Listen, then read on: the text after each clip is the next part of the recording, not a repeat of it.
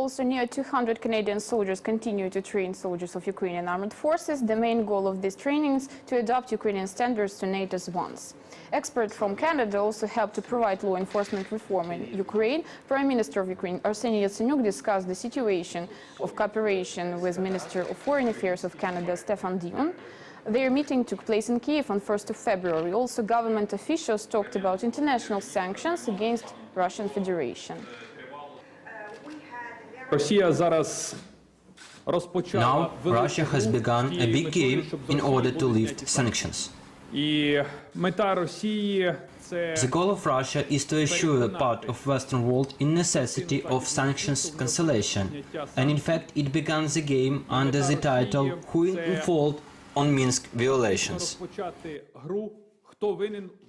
Ukraine executes its part of Minsk agreement successively and clearly. Послідовно і чітко виконала і виконує свою частину угоди. But nothing was done from Russian side. Нічого. Саме тому вважаю, що будь-які дискусії That is why I think that any discussions concerning possibility of sanctions cancellation have no any reason for now. Не мають під собою на даному етапі жодних підстав.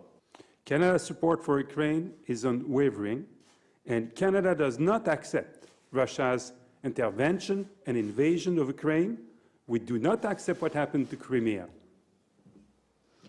So we can see that Ukrainian officials have a lot of meetings with our Western partners, and results of them are very positive. But there are also a lot of talks about cancellation of sanctions against Russia. How can you comment such kind of situation?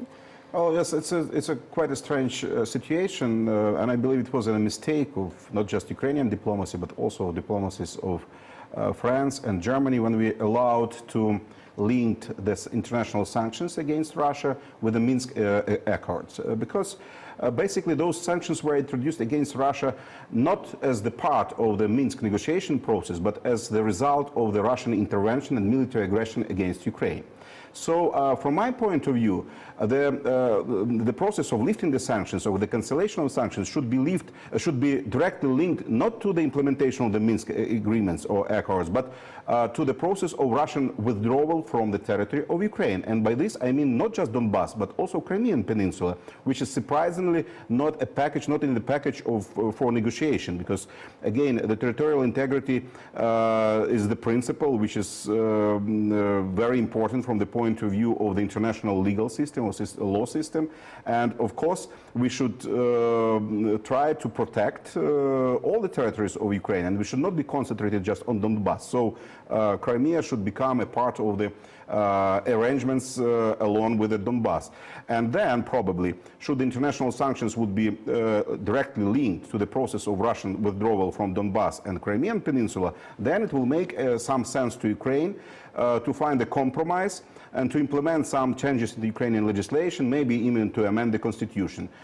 So far, it sounds, at least to me, as a very strange and unproductive approach to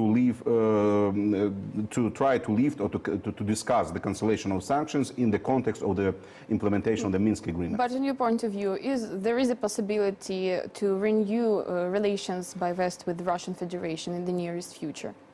Well, it looks like that it is a kind of approach. But why? What is their interest in this case? Of course, we're talking about the trade and the importance of the dialogue with Russia in the different spheres.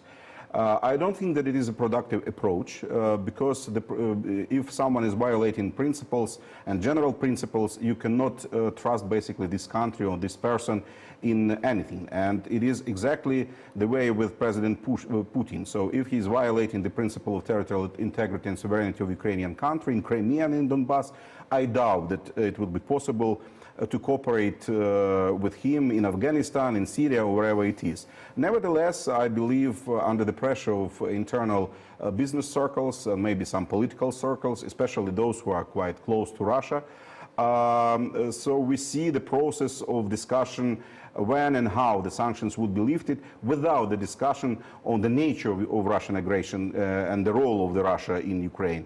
So I believe it is clearly the needs of the business, of the money, but not, I believe, the way to protect and to stand for principles.